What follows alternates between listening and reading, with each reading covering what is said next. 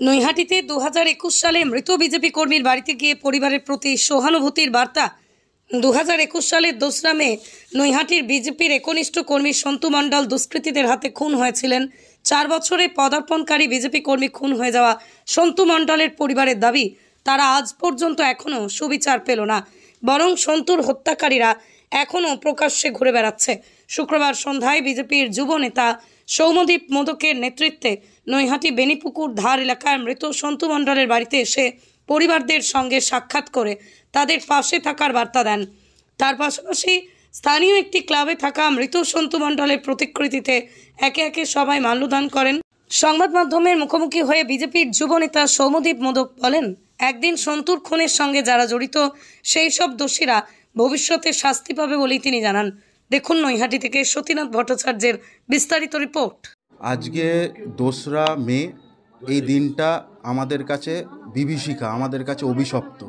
2021-এর এই 2রা মেতে আমাদের কাছের বন্ধু, আমার সহকর্মী সন্তুকে যেভাবে তৃণমূল দুষ্কৃতীরা পিটিয়ে হত্যা করে, এই দিনটা মানে প্রত্যেকটা দিন আমাদেরকে এই সন্তুর স্মৃতি আমাদেরকে তাড়না করে। আর আমরা ভগবানের কাছে প্রার্থনা করি সন্তু সুবিচার পাক এবং একদিন না একদিন দোষীরা শাস্তি পাবেই। দেখছেন ওনার পরিবারের কি অবস্থা, মানে আমি রীতিমতো কথা বলতে পারছি না, আমার গলা কাঁপছে, কারণ সন্তু আমার খুব কাছের বন্ধু। আমরা আশা রাখছি যে আজ নয় কাল সুবিচার পাবে।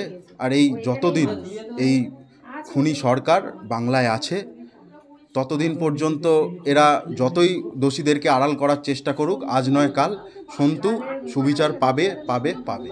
ভালো থাকি রে বাবা, তারাই বুক ফুলে বেড়াচ্ছে আর ভালো ছেলে চলে গেল। দেখি ভগবান কি করেন। আর কিছুই পাইনি, কিছু পাইনি বাবা। আমি সন্ত, ও গর্ভধারিণী মা, আমি কিন্তু বুকে করে মানুষ করেছিল বাবা। আপনি দিদিমা? হ্যাঁ, মা বলেই ডাকতে। আমাদের পুরো পরিবারটাই নষ্ট হয়ে গেছে আমার ছেলের জন্য। পাইনি, সামনে ঘুরে বেড়াচ্ছে সবাই, আবার কি বিচার পাবে এইটাই। সবাই আরো মানে ঘুরে বেড়াচ্ছে আনন্দে। আমার ছেলেকে মেরে সবারই আনন্দ, মানে এত তো দাদাগিরি করতে পারতো না। আমার ছেলে কিন্তু কাউকে কোনোদিন বাজে কথা বলিনি, তবু আমার ছেলেকে দেখে সবাই সুবিচার পাবেন কি যেন বুঝতে পারছি না। অবশ্যই পাবেন, ভগবানের বিশ্বাস রাখুন। যেখানে সুবিচারের জন্য সিবিআই তদন্তও কিন্তু সন্তুর নামে এসেছিল, সিবিআই লোকও এসেছিল, সেক্ষেত্রে সিবিআই তদন্তও কিছু পেলেন না। না কিছু, মার কাছে শুনেন মা বেশি বলতো, মা বেশি। আমি তো আছি, আমি পেটে ধরেছি, কিন্তু আমার মাই সব। আপনি তো আপনার গর্ভধারিণী মা, একদিন যেতে এটা আপনি মানবেন। গর্ভধারিণী মা ঠিকই, কিন্তু আমার মাই ওকে মানুষ করেছে।